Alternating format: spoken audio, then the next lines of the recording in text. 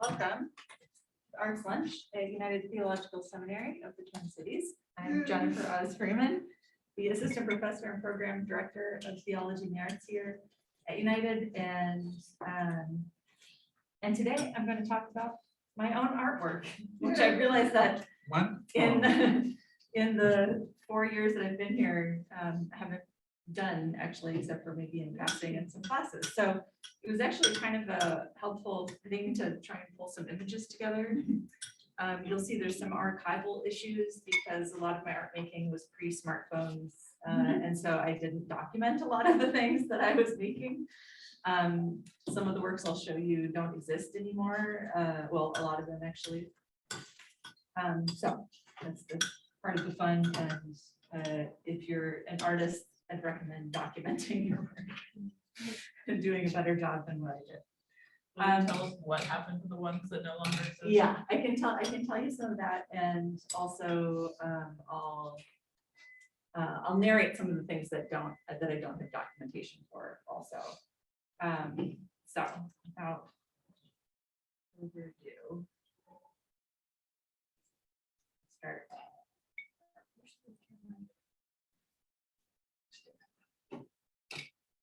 And because we're image centric, I'm going to turn the lights down over there so you can actually see. When you get your own theology, it'll be draft. Yes. Gotta figure out the. Okay. Yay. All right. So I really enjoyed, and the week before symposium week, Grace Riggs, who's the creator of the amazing mural behind me, shared her art history with us, and I found that really helpful and interesting. Due to not having a lot of documentation, like I said, I'll just maybe narrate that part really briefly, which is to say something I resonated with what Grace was saying is that I've always been drawing for as long as I can remember. It's always been drawing and painting have always been just part of how I understand the world and process things, emotions and memories and so on. So it was something that was kind of second nature to me. And I also remember the really disturbing phenomenon in elementary school when some of my friends and classmates started to be dissatisfied with their own drawing, sometimes in comparison to what I was drawing. And that made me very upset because I wanted to, as I do now, it's my life mission to encourage people to draw as a practice. And I appreciate what Grace said last week about how, you know, she's just spent a ton of time drawing and painting. And so it's not, she kind of repeatedly said, it's not necessarily about like innate talent, but just that it's a discipline, it's a practice, and you can learn it. I'm sure some people might be more disposed to doing this in some way or the other, but it is something that you can kind of learn over time and build up your skills, just like with writing. You know, a lot of people are bad writers, but keep writing anyway. So that's my takeaway for this session, is just to encourage you all. And if you've had a class with me, you'll know that anyway. So I tried to encourage my friends to not give up their art making. It wasn't made any easier by sometimes attention I would get from teachers in class who would like praise me in front of other students. And that made me also feel uncomfortable, in part because of coming from a family where you don't really compliment people very much, but then also because I knew that they felt bad about it. So there's always this kind of like, how do you make art feel accessible for everyone? And I didn't have words for that, you know, when I was in 4th grade, but it was a feeling I had. And I did think that I wanted to work as an artist when I was in high school. That was kind of my intention, although I didn't know what that meant because I grew up in the woods in Wisconsin before the internet was really widely available. So I didn't have access to like models besides what you'd encounter in an art museum. And I don't think I went. My first memory of going to an art museum was in high school. I probably went when I was in elementary school with my dad, but I don't recall that. So I ended up starting as a studio art major in undergrad at Bethel. And I'll start with So I started as a studio art major. This is from my freshman year, this image. I started as a studio art major and I was cast in a play the first year of my, the first semester of my first year of school. In Enrico 4 by Pirandello. And so I was kind of just doing it for fun, but when the tech director found out that I was a studio major, he's like, hey, do you want to be my technical assistant and do scene painting? And I was, thought, sure, it'd be a nice way to make money while in college. So this was the first set that I worked on. It was for The Tempest.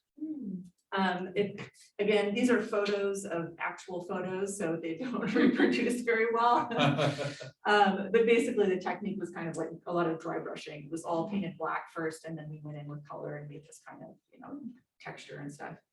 But I remember sitting in the little tech booth during rehearsals and being like, wow, this is like, painting on a big scale. Like, I dig this, I could do it. Maybe this is like a practical career choice that I could make, which is funny to think. But so I switched majors actually to technical theater. Bethel did not have a technical theater major, I should say, so I had to create my own, which I did by basically combining a theater major and a studio major.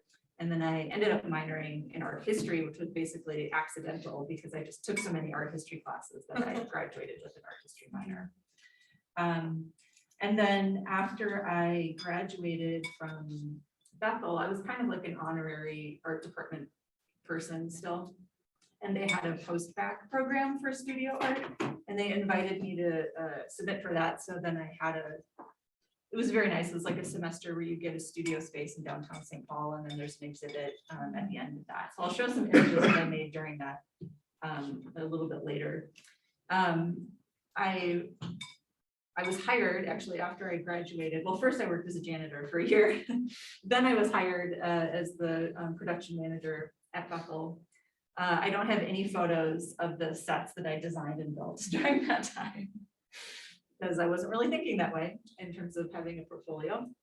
I also did my externship at Theater de la Jeune Lune, which if you were in the Twin Cities in those times know that it's one of the best theaters to ever exist, I think. Externship? An externship. Well, I guess it was an internship. Yeah. I mean, I have the word externship from my program at Vanderbilt, we use that word, but it's an internship. Yeah. So I did scenic painting there. And then after I graduated, they hired me as a per diem kind of person where I'd come on and work, paint some of their scenery and stuff occasionally, which was really fun. They teased me, I like to think affectionately, as opposed to mercilessly, for coming from Bethel. So, there was this one guy who, whenever I would like come into the theater, he'd be like, sorry, baby Jesus, there's no room at the inn. Then I found out later he was a devout Catholic who went to mass every morning before work. So that was fun. No, but it was really good experience. Here's an action shot of me painting really big trees. I think this was for Into the Woods, actually. Did you build that big brush? Yeah, you get a bamboo pole and tape a brush to the end of it. It's kind of the standard way to do. Yeah, yeah. Obviously, he's one of my idols. That's true. And you can see from this photo that my professionalism and mentorship of students has always been a really important part of my work. Here, I'm supervising the construction of a bench that falls apart. So it's meant to go like that. And, cool. So that's our shop. I did, after Bethel, I worked in the theater department, I think for 2 years.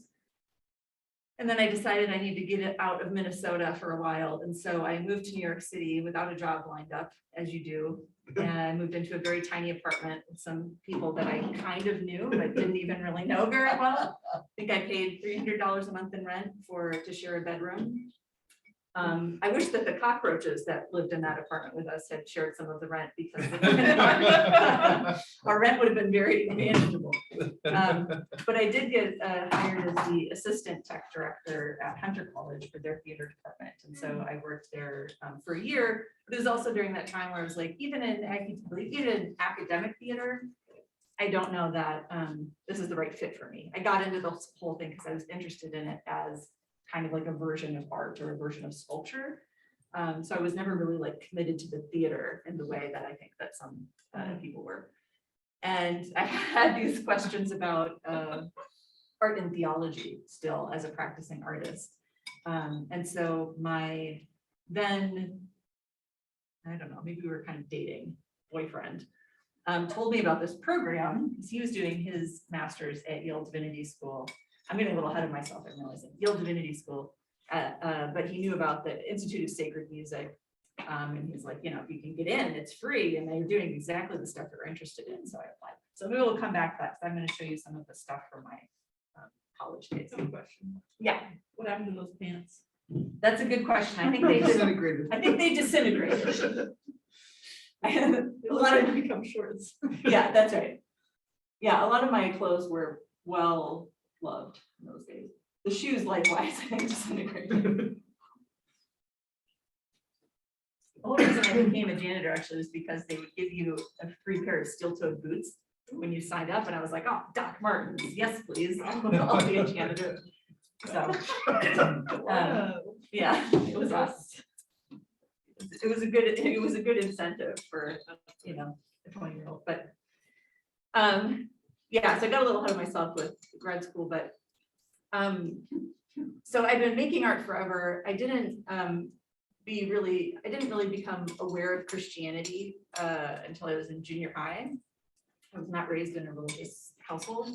And so when I came to religion in junior high and high school, art was another way I was engaging with it. Now, I came to Christianity through a Baptist church, which had no artwork in it, with the exception of a Warner Solomon Jesus in the lobby. Warner Solomon's Jesus is he's the doughy-eyed kind of like glowy bust portrait. But was that art? Good question, Melissa. It's one of the most reproduced images in the world, mid-20th century, very influential. Have one of my first. Yeah, if you see it, you'd be like, oh yes.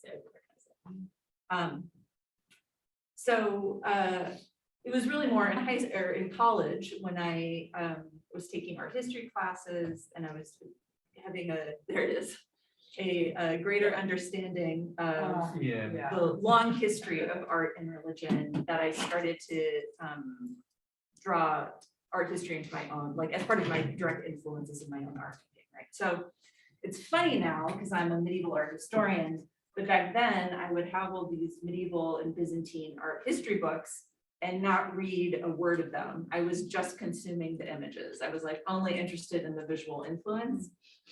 And so this one is my fast food icon with like Ronald McDonald, angels. Yeah. And I was messing around with hymn books because I got all these old hymn books. And so I was using them as a kind of surface. It's also because I was, of course, like broke, so I couldn't really buy materials. So it was just about like, what can I kind of find that's being discarded and then use it in my art making. How many discarded UTS books did you turn into arts? How many discarded UTS books? I do collect them. I go to that part regularly and bring them over. No, I meant here. when they transitioned, when they lost Oh. a third of the library. I did not then, no. But I know that some folks like Micah created one up there, that sculpture. So I'm very much on board with that use of kind of recycling of materials, repurposing. Yeah.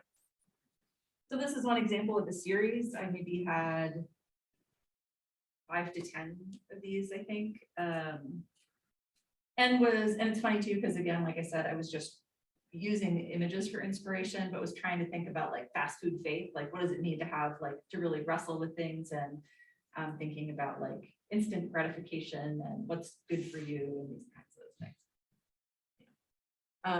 Another hymn book use that I had, and this one's kind of hard to, again, it's a photo of an actual photo, so it doesn't show well. I mean, it wasn't well executed either. But this was another series where I was, as a lot of, young college women often do, making images about bodies. And so I had done, for example, I only took one painting class at Bethel, but for my final project, I did these 2 they're probably 3 foot by 6 foot paintings. One I did of a Barbie, like just a large headless Barbie. And then the other one, I did a nude self-portrait. And everybody was like, that cellulite looks so real. Like so good. Thanks. Thanks, Everybody. Appreciate that. They didn't know it was self-portrait. So just thinking about like, you know, I don't know, bodies and like, you know, it was the late 90s, like, what do you want me to do? So, but this one, what I did was part of it was 2 books that I did where I cut out the shape of this Barbie figure. And this one is packed with bread. And then the other one I filled with wine. It didn't work very well, the filling it with wine. I needed some better, maybe some sculptor coat or some kind of better sealant, but it worked for my photographing. So these are books that just ended up getting, you know, tossed. They were not archival. I mean, that you like dug it out. I cut, yeah, so I incised into the book the shape of the figure, the silhouette. Yeah. And then that's packed with bread. And then it's packed with bread. Yeah. So in the text, if you can read, which I stamped on it, says, "For my flesh is true food and my blood is true drink." And it said that on both of them. Yeah. I was thinking about like books and sacraments, again, I didn't have a sacramental theology at this time. This was a business card that my friend Monica Edwards Larson, who's a printmaker here in the Twin Cities, Sister Black Press is her printing press. So this was my adorable little business card that I made. I don't know why I needed a business card because I wasn't up to much at that point, but it was nice. Let's see what else we have. Okay, another thing that I got into at the end of college was messing around with printmaking. Again, I didn't take a printmaking class, but I just hung around the studio department and then asked Jeff Wetzig, who's still at Bethel, who I had taken drawing with. I asked him if he would show me like the basics of printmaking, which he very kindly did. I did create this pretty silly little book, which is a series of, they're cartoons. And here's the thing about medium. I don't think etching was the right medium for these. They're just cartoons. But it's like the girl who, or the girls are like chronic hiccup girl. Let's see. Our girl. Here's a good one. Large extremities girl. It's just these kinds of, you know, it's very Tim Burton influenced kind of, you know, again, 1990s aesthetic. The girl who hates math. In high school, I always used to draw myself with pencils stuck in my eyes on my math exams. And then my math teacher hired me to paint a picture for his sister. So he must not have minded that I did that. I did a lot of free art labor in high school. He paid me that time, but I was, you know, painted a lot of murals in our high school in the history classroom. As students do. As students do, yeah. So that's just to show you, because I actually have the plate that it's from. And that was just from a scrap little piece of metal there. Another printing series that I did was for my friend Wes's band. Wes is the owner of the Black Heart of St. Paul, which is the gay soccer bar on University Avenue. So that's Wes on the far left there. You might have to make a field trip. Might have to make a field trip. Their drive night, I think, is Thursday nights, but they have programming, like, you know, they have lots of good programming. So this is their album art, and again, Monica printed it. So I designed it, and I used some printing methods here, some lithograph stuff. And so I printed a bunch of like things. So there's also an image on the back and on the inside that I don't have. I didn't try and find my actual copy of Wes's album, but and so it was printed. It's a paper CD cover, right? Not a plastic one. Limited edition, you know. Another kind of, this is my segue to talk about these books. So this is just like a lino block cut situation. Kind of things are like eraser and then hand painted. And that's based on a medieval painting of, or probably more Renaissance based on how chubby the arms are, a baby Jesus holding a bird. I've always been like interested in like hands in images because of icons and icon covers in the Byzantine tradition, and so they sometimes just have the hands showing. Another of my interests, so I'm like interested in like portraiture, holy portraiture, sacramental theology without really having a vocabulary for that, in book culture and in handmade books. Again, all before I was a medievalist, really influenced by my friend Monica Larson. And when I was at, yes, exactly. When I was in coursework at Vanderbilt, I took a medieval books class that was actually for undergrads, and so I had to do extra things for it to count as a graduate level credit. But a fun thing about it, because it was for undergrads, the professor had us make our own books, medieval books.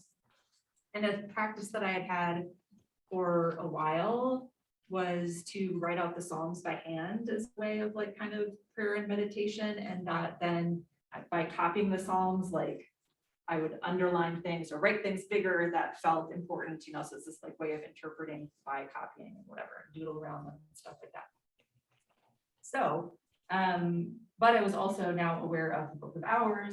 I was in choral program. And so I made myself my own little Book of Hours. I don't have good handwriting, but I did my best and wrote very slowly. And so you can, so I copied that, just did a drawing version of it. And then have a quote here at the beginning that I love by Linda Baturian. I am a book bound by worry and covered with fear. Read me, heal me with your loving gaze. That's my opening bit. And yeah, so for you who are in person, I don't know, it's not really great. But I have the basic, you know, the hours and the Illuminated manuscript. An illuminated manuscript. It's shiny. It's shiny. Yeah, I use gold paint, not gold foil, which is a pain in the butt to work with, but a little drawing, more hands. I love a good hand-drawn book.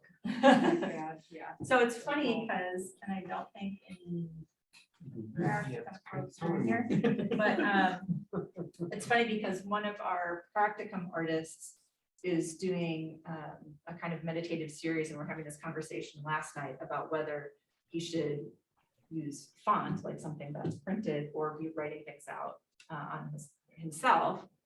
And there was a very strong recommendation by the cohort of like handwriting things, and I just kind of say that. But that's the other book I have to share. Is this one, which was also printed, and this is on some folks have seen that I shared in class earlier when I first came to United. So this is a collaboration that I did with Monica.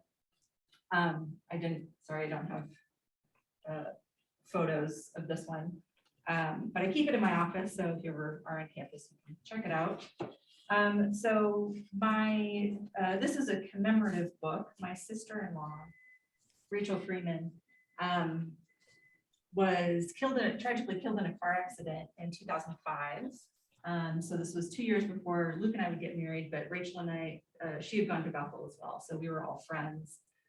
She had just gotten married to our friend Alex, and then was killed 2 or 3 months after their wedding.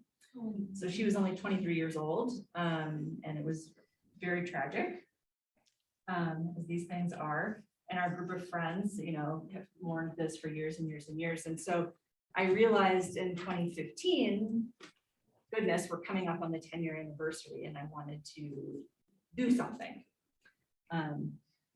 So I talked to Monica, and because Monica is an amazing human being, she was like, I will help you. I proposed this project. I was like, basically, I want to make a book of hours that commemorates Rachel, that I can give to all these people who are important to her, or that she was important to them.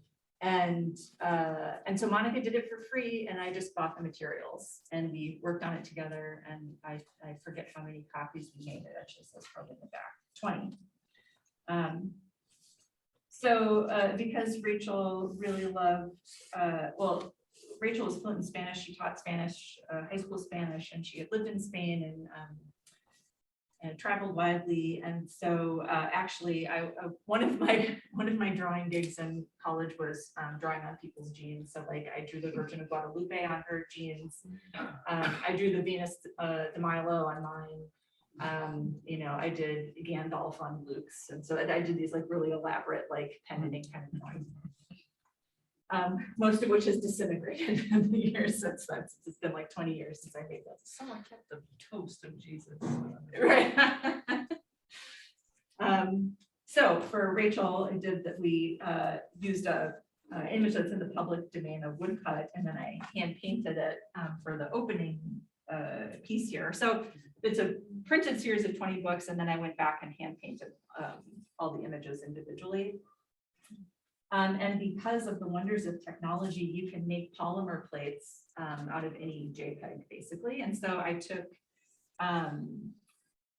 lines from some of the letters she had written me and turned them into polymer plates so they could be printed in her handwriting in the book.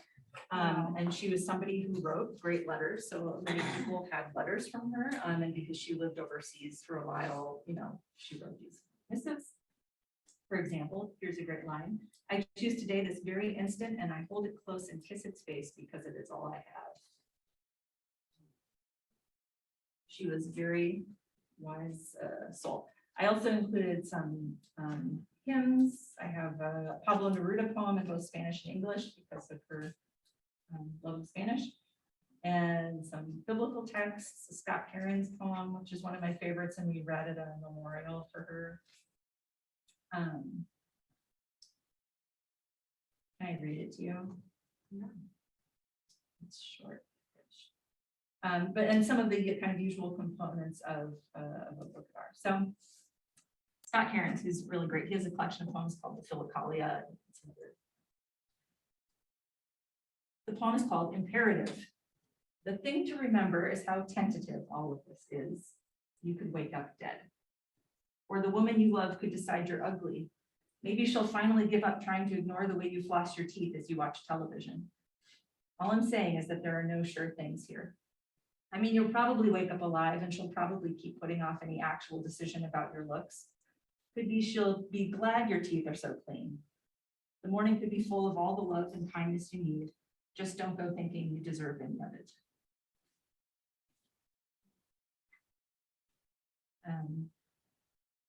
Yeah. Who is that by? Scott Caron's, Cairns.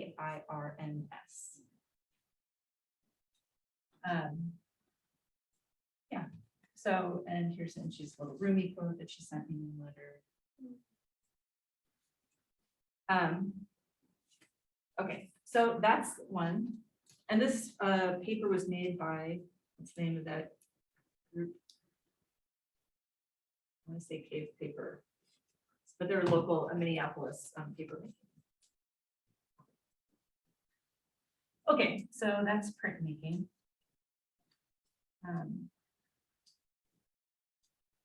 And yeah, and Monica's been, I could go on and on about Monica. She's been a mentor and wonderful friend and person to me. And she was also been involved with some of the stuff with them with Spencer Reese's poetry. So before I was at United, actually, we did a book reading of Spencer's poetry at Subtext Books in downtown St. Paul, and then the Hamilton Ink Spot, which used to be just down the street, down the block. Monica had a studio there. She was actually kind of running that studio at the time. So we did the reading of Spencer's poems, and then we walked over to the Hamilton Ink Spot and then pulled broadsheets of some of his poems, and then people got to take them home and stuff like that. So she's always been down for collaboration. She has also, and she's won all kinds of great arts awards, but with one of them, she created her, I don't know what she calls it, but it's basically a printing press on wheels. So she's an avid bicyclist. And so she got a grant so that she could build a sturdy contraption for carrying one of her small presses around the Twin Cities on the back of her bike. And she was doing a thing where she would collaborate with poets. they'd pull up, say in the summertime, pre-pandemic, you know, where people would be like lined up waiting for some cool place to have dinner. They'd pull up there, he would, you know, I forget the name of the poet she did the first collaboration with, but she did several poets. So the poet would read, and then they'd pull these like postcard versions of the poems.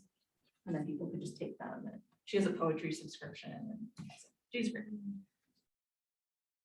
Oh, well, this is out of order, but here's a version of a hand-drawn kind of, this is post-college, pre-graduate school. So me trying to think about like books of hours and making my own versions of them all just by hand. So it's kind of that like elaborate doodling, copying of biblical text stuff.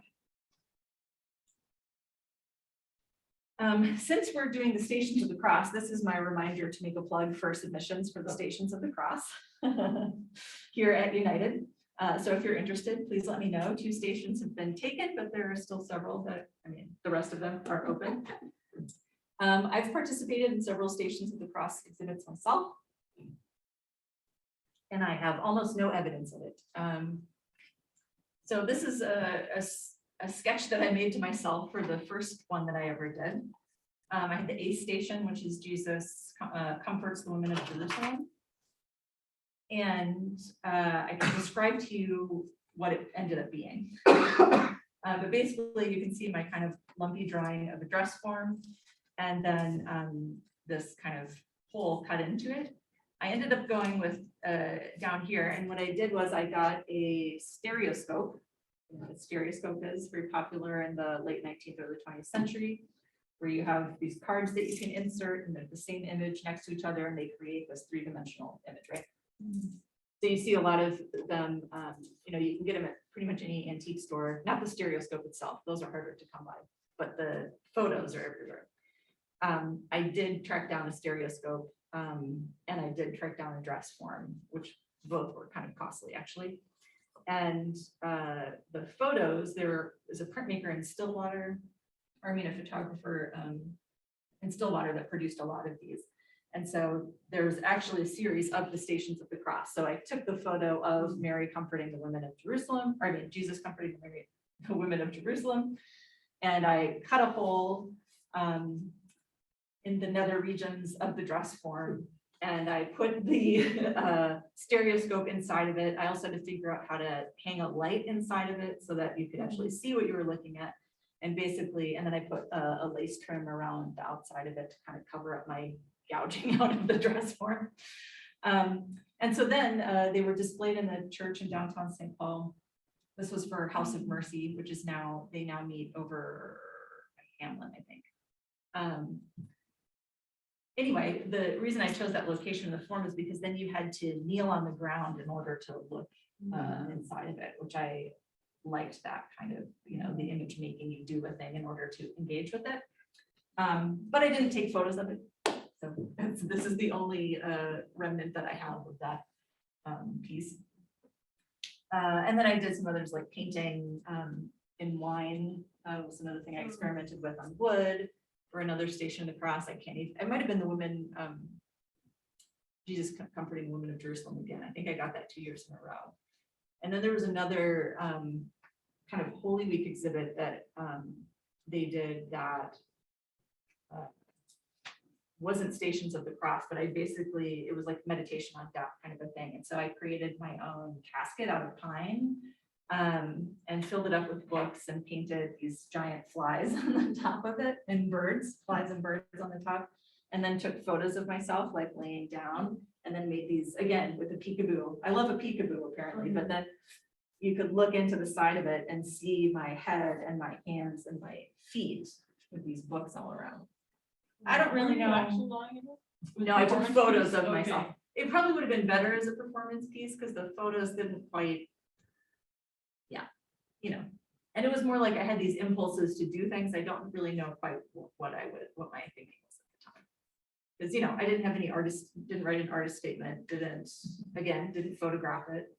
I think I moved from the Twin Cities, and I actually don't know if I ever picked that up from the church. Like there was also an exhibit, a book exhibit at Metropolitan State University in downtown St. Paul, where I had some of my book art pieces. And again, I don't think I ever painted them. So that's where some of the things go, is sometimes they just get, probably thrown in the garbage or whatever, when the time is done. And then I did another one in Vanderbilt, another Stations of the Cross sculpture at Vanderbilt, which also had like a light piece cutout thing from a wine. I basically took a wine crate and chopped it up and then reconstituted it into a box, and was kind of thinking about reliquaries and having it be illuminated from the inside. So there's like that kind of thing. It's the kind of thing where you probably need lots of, I probably needed to try it out more. I had just kind of had one shot, just did the one thing, but so I don't know that they were successful. I haven't really shown much in the way of paintings, so I thought this is funny because the only evidence I have of these are in slides. So, because again, it's pre-smartphones. I had a digital camera at this stage, which is how I made these slides, but I don't know where where the original photos are. I was trying to, this is like, it's funny because it's all like getting ready for this talk is all like beta, I don't know, like, what is that called? Starts with A, old technology, anyway. Analog, that's the word I'm trying to think of, not beta, analog. Data is an analog format. Thank you. Betamax. Because I have these external hard drives that I can't find the right cords for, and I think the photos are on the external hard drives, but I don't know if I can. Cables. So here we have self-portrait. I was experiencing bad allergies, so it was cathartic for me to like draw very stark images, or paints rather. These are terrible. I couldn't get my iPhone to focus on them well, but maybe give you a sense. So these are paintings that I did in this series for that post-bac fellowship thing. And I was starting to be more explicitly interested in like icons and holy figures and saints and stuff like that. So the image on the left is Catherine of Siena, these little ghosty skeletons. The image on the right, I meant to double check this quote. It might be Hildegard of Bingen. Yeah, it's a quote from that person's text. I didn't look up. And this is Isaac. I was really interested in, I still am, love the biblical text when God asks where somebody is and they say, "Here I am." So you have that like in Genesis and in several places, and sometimes God says, "Here I am." So it's like this great hide and seek, maybe kind of terrifying hide and seek. So I was thinking about Isaac carrying this, the sticks that would be used for his own sacrifice in theory. This is a portrait of my dad and stepmom in oil. It's very large. So all those paintings were large. The previous paintings were, again, from salvaged materials. So they were this chunks of this door that was being thrown away, and I painted on them, which was kind of dumb in the sense that they were very, very heavy, like really, really heavy. I probably should have just found something else to do. This was also from a discarded piece of wood that was really big, like probably 3 by 4 or something like that. And so it's my dad and my stepmom, and my stepmom refers to this painting as Goya-esque, which I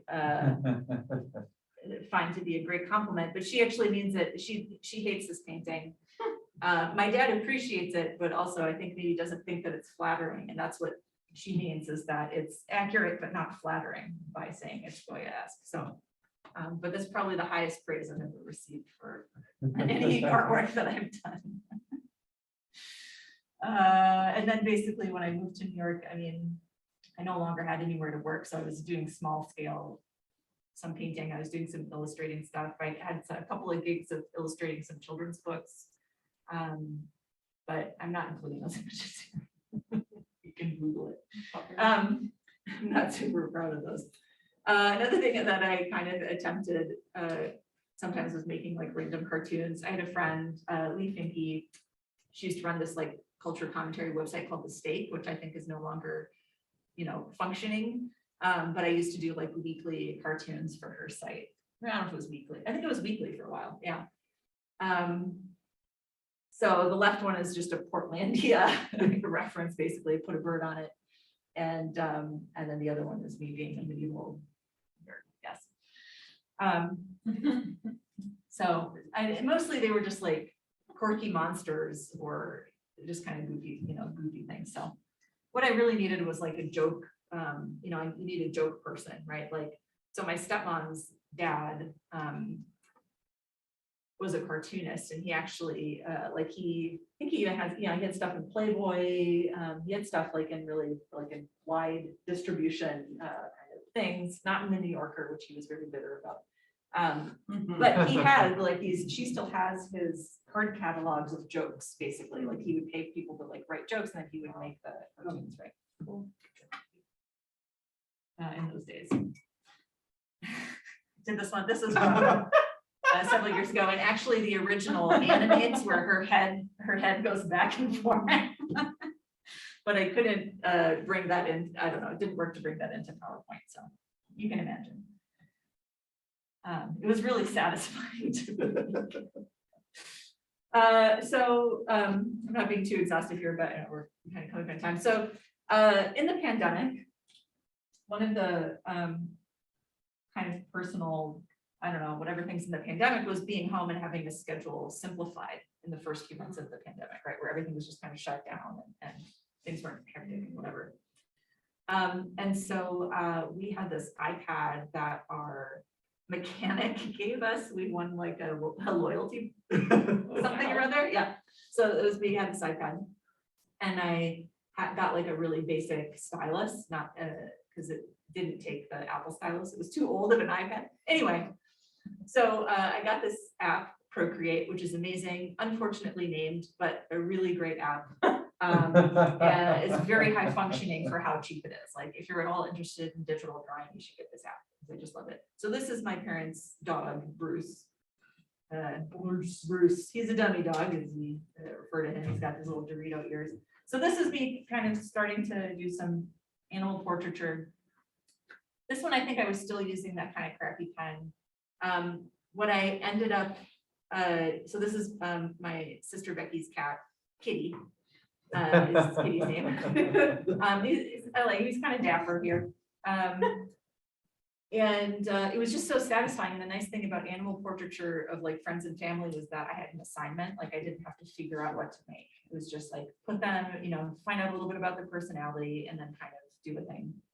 So I've still been doing this. I actually have a commission. I've gotten paid by a couple of folks to do these, and I have an outstanding one that I need to start actually. But they're very fun and kind of whimsical. I also, a thing I didn't include in this is that for both of my book projects, the Good Shepherd book and my dissertation book, which is coming out this month, I also used the iPad to draw some of the images, because if I either couldn't get photos or I couldn't get permissions for a diagram or whatever, I would just make my own version of that.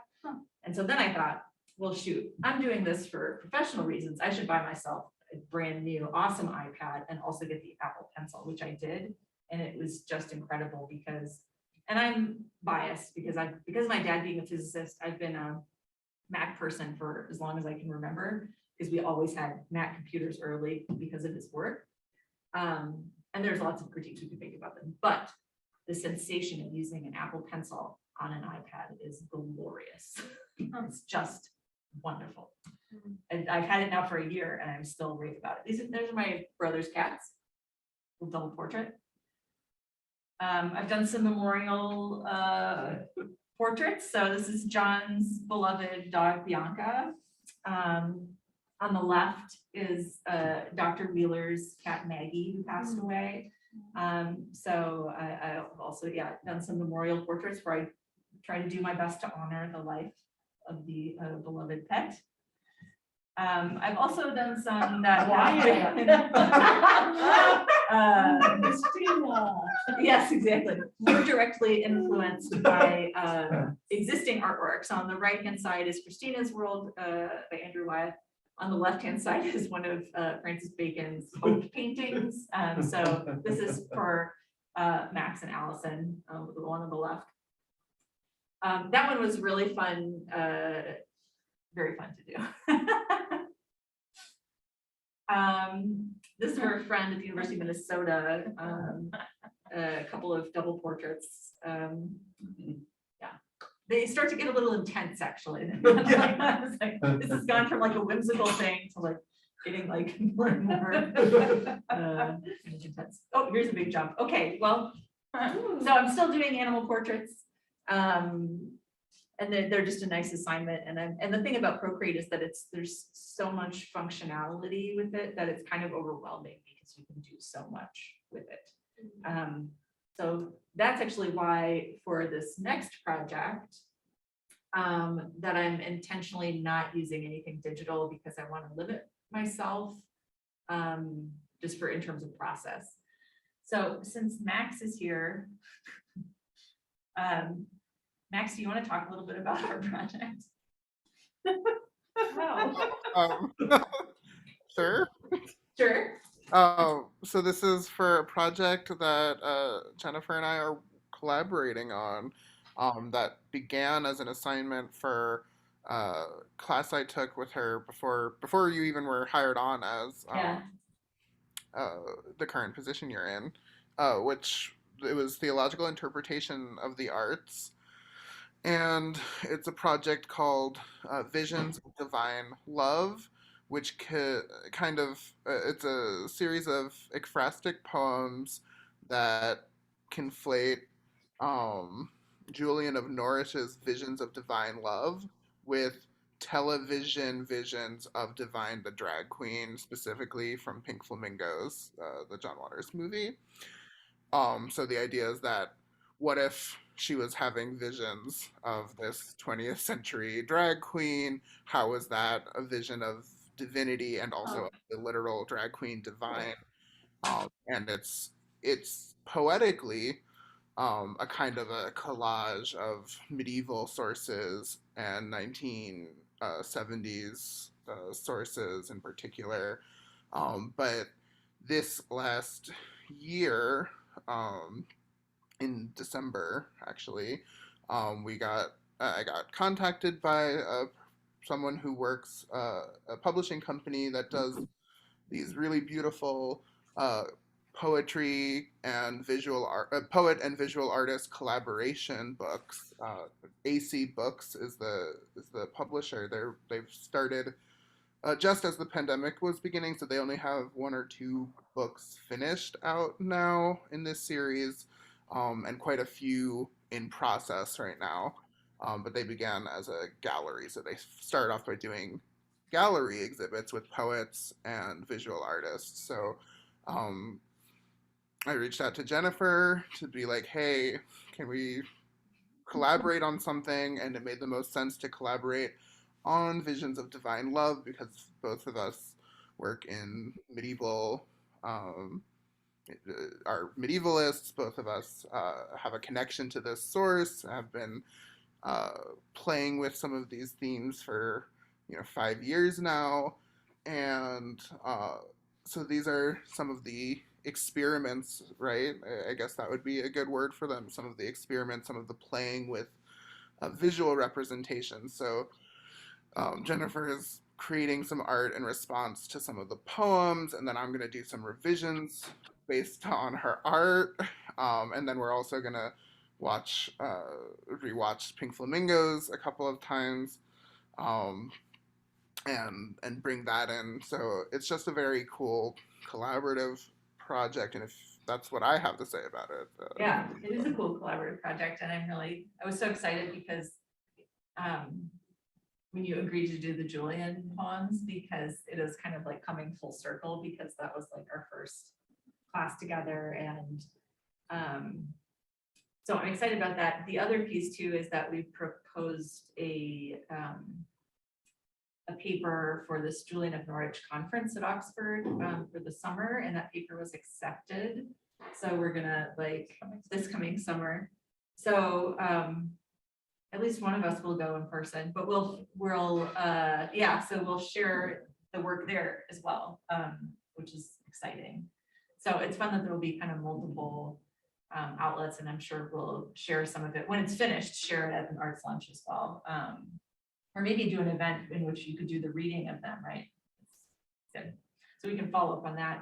And maybe we should also do a Pink Flamingos viewing here at United sometime. Yeah. Maybe in the evenings when no one will be around. I was gonna say one of the ideas for the book that I've had for a while is doing the poems as a sort of shadow, not exact, sort of like a shadow cast or shadow event where between moments of Pink Flamingos there'd be the poems. Yeah, I think that would be really fun. So I started messing around with my materials. I've been acquiring some materials. I went to Art Scraps on St. Clair, which Stephanie Pescatelli recommended to me, and Cheryl Schweihart and I went for a little field trip there, and it was awesome. If you've never been, I highly recommend.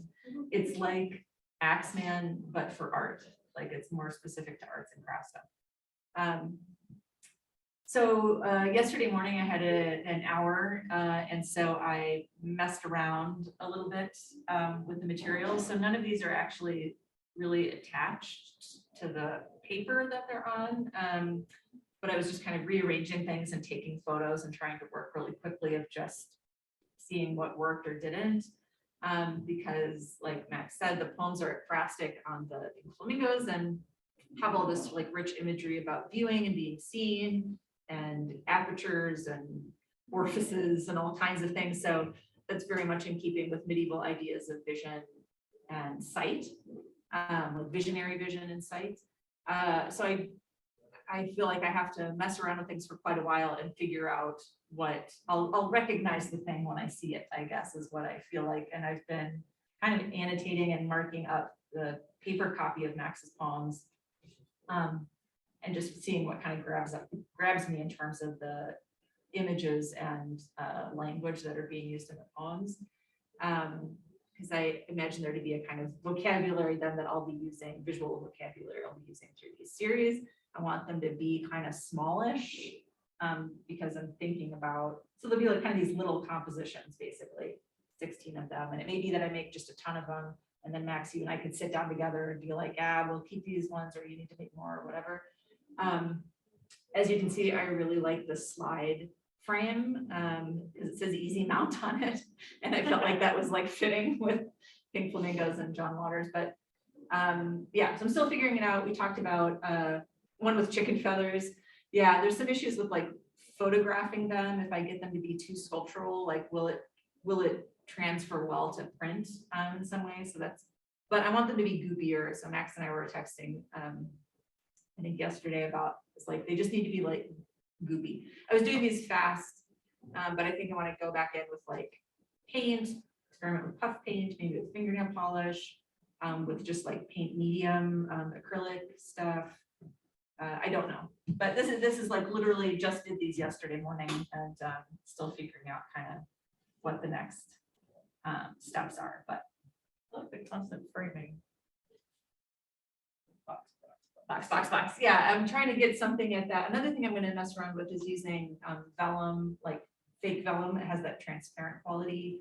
And then I bought these clothes pattern things at Art Scraps, and they have those tissue papers for the clothes pattern that is printed on. So I think layering those in some way too will, basically because you have like Julian and Pink Flamingos and Max's poems and the character that's kind of framing, the professor who's kind of framing it. Like there's just all of these like layers of the poems themselves. And so I want to have visual layers that kind of echo that, I think. So that's the most up-to-date literally work I created yesterday. I know we're basically at time, so I'll stop sharing. If there's any questions or suggestions, I'd be happy to hear them. But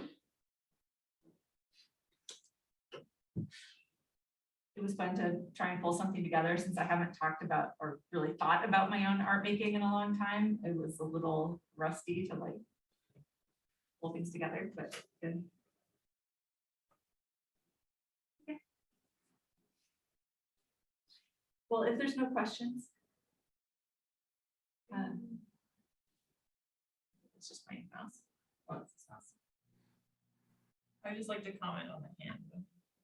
The hand behind me. Whatever. There we go. Thanks, Melissa. Thanks for coming, everybody. I have one question. Yeah. Just sort of, what sort of interplay, if any, do you see between sort of performance and theatricality or theater with some of your visual art? Interplay with theater and visual art. And I guess I think that might also include liturgy and ritual as well. So maybe a triangle of there's liturgical ritual stuff, there's your experience in theater, and then there's the strong thread of visual arts. And is there any way that those meet or influence each other, do you think? Yeah, that's a great question. I think one way is maybe like multimedia type of approaches. I used to identify really as somebody who just drew and maybe kind of painted. Like when I was growing up, I pretty much would just draw. And then in college switched to primarily painting. But then in post-college years, it's been more like driven by how I want things to feel or what's the right material or medium for things. So it's been more maybe like idea and driven and then wanting to work in different media, which I see kind of being connected to theater because theater is multimedia. I mean, where you have like environments and sets and costumes and props and sound and all that, all those kinds of things. And so I think that's like what's really rich and challenging about working in theater, because it's to have a design feel cohesive is difficult. I only really worked in set design. But to have conversations across like set and props and lights and all those kinds of things to try and create something that feels whole is challenging. The other thing is maybe I think in terms of like, I always love the idea of stage pictures, I guess. That you have blocking set where people are supposed to like hit their mark and the director might have a thing that they want. Okay, you can kind of do your own thing, but the point is that by this point, you have to get to this point because we're creating this moment. Tableau. Yeah, a tableau. And I don't know that my composition in painting has ever really been strong. But I think that what I'm maybe playing around with, what I'm seeing in the stuff for this current project with you is like by moving those pieces around, that process, which I've never done anything like that before, I was able to, because I'm not showing you everything I did, I just gave 3 examples, but I made a lot of stuff in that 1 hour. And given that I haven't done this kind of art making in a long time, I actually was like, I've been doing a great job of accumulating materials, but have done some little thumbnail sketches, but haven't started making it because I'm really nervous about it, because it's like, it's for this book and then we're going to do the conference and I haven't made artwork like this in a while. But actually by doing something that was more like messing around and photographing it, and I was working very fast and like intuitive and kind of rearranging things. I think some of that kind of like performance element, and then I started to get interested. One of the photos I didn't include, I showed the practicum last night, was like the lady who I taped her legs down at the bottom. She also, like when I took the frame off, was like propping up. And so then I was taking photos of it from other angles because I got interested in the way that she was like doing these funny things, which isn't something related to our project, but I liked the process of that. So I don't know if that kind of gets to it, but yeah, I think kind of the way I'm interacting with the materials for this particular project, I could see that kind of relationship. Play, that's right. Play. Hope that you'll recognize the thing when you find it. Kind of what's plays the thing. There you go. That's right. It plays the thing. Somebody said that. Some prints, somebody. Yeah, animation too. And it's funny because I'll show you the photos sometime, Max. That it is kind of, one of the students last night said it was like animation because I showed them several, just showed kind of the process. And so it did kind of function like animation, which might be a thing to think about too, like doing kind of some stop motion things. And in that video where they were moving the chair or whatever. Yeah, yeah, From Symposium Week. yeah. Okay. Well, thanks everyone. Thanks for your attention, and you talked through all this stuff.